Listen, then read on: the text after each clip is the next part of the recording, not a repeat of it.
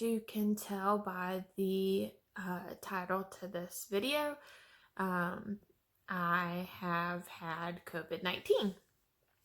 I had taken a few videos while I was sick, thinking that eventually maybe I could post them so people could have a little bit of an insight as to what's going on with it and how it affects certain people. But I hadn't really gotten the courage to post anything about it. There was a lot of opinions that surround all of this. And I wasn't sure I was ready for that. I wasn't going to cry either. It's hard. It's really hard to share this. I have made it through, thankfully out of the other side. But Alyssa has started to show symptoms. And I knew that this was when I needed to share this. Oh, I didn't want to cry. Because when it affects my child, it's completely different.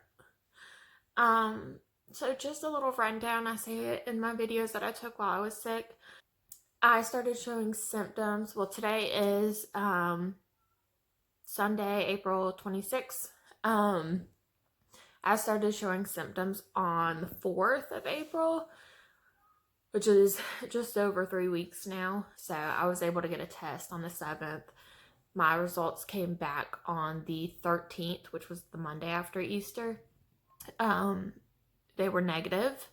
The doctor said that he was still diagnosing me with COVID-19 because of all the symptoms, and that they're seeing what they think is about a third false negatives from testing.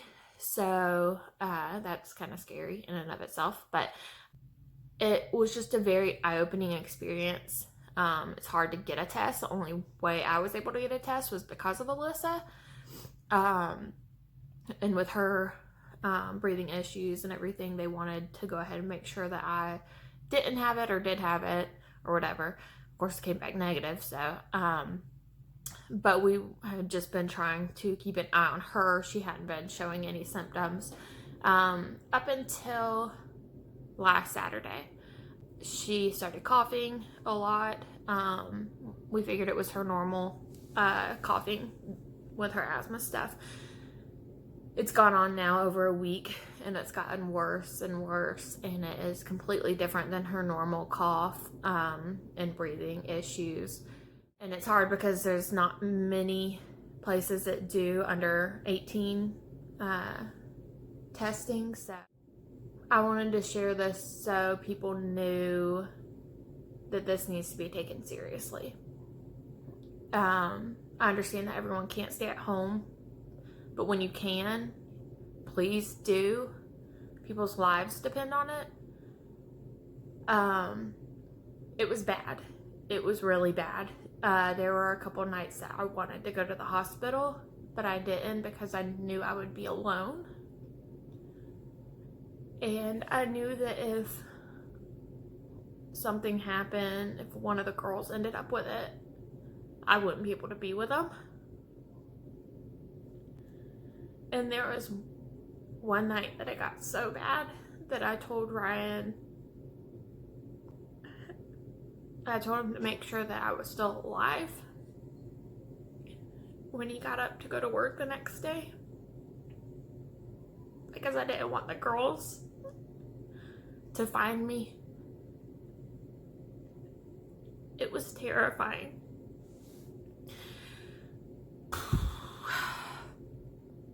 And I don't want anyone else to have to go through this.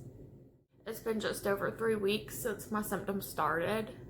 I do have to go back to work tomorrow, which is another thing. I'm very disappointed in how some employers have handled this situation. We'll keep going on. I still have a really hard time breathing.